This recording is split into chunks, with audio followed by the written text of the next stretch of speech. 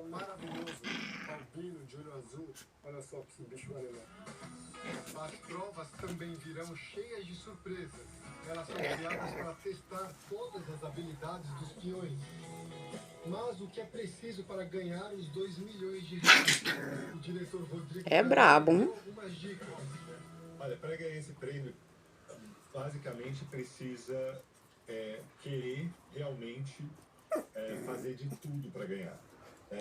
Tem que ter uma personalidade forte, a pessoa tem que ser ela mesma, mas ao mesmo tempo tem que saber jogar, saber ser estratégico ao longo da temporada e não ter medo, né? Não ter medo, porque